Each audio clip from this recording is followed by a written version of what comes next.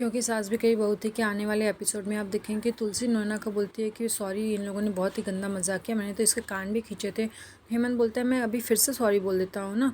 तो वो तुलसी बोलती है तुम क्या सॉरी बोलोगे, मैं ही सॉरी बोलती हूँ। सॉरी नैना, इन लोगों ने इतना भद्दा मजाक किया। अगली बार से अगर मेहर तुमसे मिल रहे हैं तो उसको बोलना कि मजाक करो लेकिन एक हद में रह के करो। तभी नोना ज़ोर से हंसने लगती है, वो शर्मिंदा हो जाती है और बोलती है कि नहीं, ऐसा कुछ नहीं है, अगर असल में गलती मेरी ही है, मुझे ही समझ जाना चाहिए था कि इन लोग मेरे साथ में मजाक कर रहे हैं। तभी उन लोग बोलते हैं कि चलो नीचे चलते हैं, सब लोग हमें ढूंढ रहे होंगे।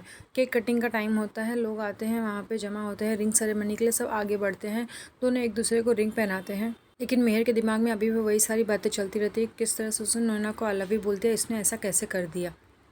सब लोग घर पे जाने के बाद में नोना फिर पेरिस की बुकिंग करना शुरू कर देती है। सुचू आती है उसके कमरे में, बोलती है कि बता ना दी क्या हुआ था वहाँ पर। तो वो बोलती है अरे सुचू, वहाँ पर हेमंत ने बोल दिया था कि वो हमारे साथ में प्रैंक कर रहा था। तो वो बोलती है तो किसकी टिकट बुकिंग कर रही है। वो बोलती है मैं पेरिस की टिकट बुकिंग कर रही हूँ। तो वो बोलती है अभी तो हम यूएस से घूम कर आए हैं, तो फिर से ये कर रही है। तो बोलती है हाँ, अगर हमें अभी नहीं जाना है, 2 महीने बाद जाना है, लेकिन मुझे प्लानिंग तो पहले से करनी पड़ेगी ना। वहाँ हेमंत ने सब कुछ बोल दिया था कि हाँ ये सब प्रैंक था, लेकिन मैं जानती हूँ कि मेहर ने मुझे आई लव यू बोला था, तो मुझे तो पता है ना कि मेहर मुझसे प्यार करता है। उसने भले मेहर के दिमाग से बातें निकाल दी हों, तुलसी के दिमाग से बातें निकाल दी हों, लेकिन मैं ये नहीं भूल सकती ना, इसलिए मुझे तो अपनी तैयारी करनी पड़ेगी। अब इतना लंबा सफ़र है, पूरी लाइफ जीनी है, तो उसके लिए प्रिपरेशन तो करनी पड़ेगी ना। सुचू बोलती है दी तू सुन भी रही है, तू क्या बोल रही है, तुझे समझ में आ रहा है मेहर अब तेरा नहीं हो सकता है, वो सिर्फ तुलसी का है। वो बोलती है नहीं, तुलसी उसके लिए बनी ही नहीं है, अगर वो बनी भी होगी तो मेहर उसके लिए नहीं बना है, वो दोनों एक दूसरे के लिए नहीं बने हैं। तो सोचना, वो दोनों एक घर में रहते हैं लेकिन दोनों एक कमरे में नहीं रहते, कैसे वो दोनों एक दूसरे के लिए बने हो सकते हैं। वो बोलती है तू चिंता मत कर, मैं उसे अपना बनाकर ही रहूँगी। दूसरी तरफ सुहास आता है तो आई बोलती है कि अरे आज तेरा बर्थडे है, इस किसने मुझे बताया ही नहीं। तो बोलता है कि हाँ, मैं भी वेट कर रहा था कि ये मुझे विश करेगी, लेकिन इसने तो मुझे विश ही नहीं किया। तो वृंदा बोलती है सॉरी, मैं तुम्हारा बर्थडे पूछना भूल ही गई, सब कुछ इतना जल्दी जल्दी में हुआ ना। तो सुहास बोलता है कोई बात नहीं, मैंने खुद ही अपने आप को विश कर लिया है।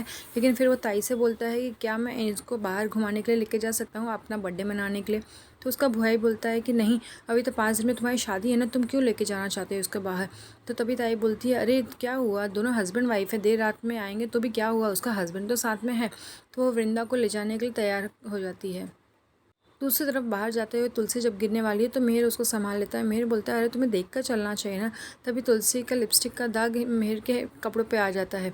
तभी नैना आती है और बोलती है कि चलो आप रेडी हो। तो मेहर बोलता है कि हाँ मैं रेडी हूँ मीटिंग के लिए। लेकिन नैना वो लिपस्टिक का दाग देख लेती है, बोलती है सॉरी मेहर, मैं तुम्हारे साथ में नहीं जा सकती हूँ। तो वो बोलता है क्यों, ऐसा क्या हो गया है। वो बोलती है एक्चुअली तुम्हारी शर्ट। तो बोलता है अरे मेरी शर्ट में क्या हो गया। तुलसी भी देखती है तो वो बोलती है कि अरे ये तो लिपस्टिक का दाग हो गया। तभी मेहर बताता है कि अरे एक्चुअली वो गिर रही थी तो मैंने उसे पकड़ लिया। उन्होंने बोलती है अरे तुम दोनों हस्बैंड वाइफ हो, तुम दोनों में कुछ भी हो मुझे उससे क्या, तुम्हें इतनी सफाई मुझे देने की ज़रूरत नहीं है। वो गिर रही हो चाहे उससे कुछ ज़्यादा भी हुआ हो, लेकिन अभी ये शर्ट पहन के तुम कैसे जा सकते हो। तो मेहर बोलता है कोई बात नहीं, मैं अभी चेंज कर लेता हूँ।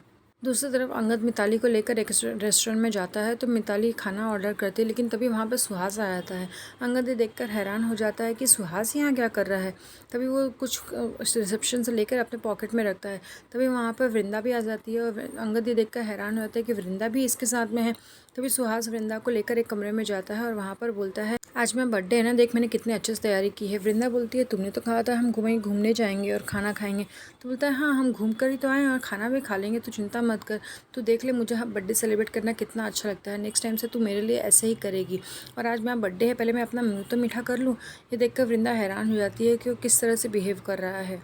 वहीं अंगद कमरे के बाहर आता तो वो सोचता है कि सुहास और वृंदा इस कमरे में क्यों गए हैं। वृंदा तो ऐसी लड़की नहीं है, वो ऐसा नहीं करेगी।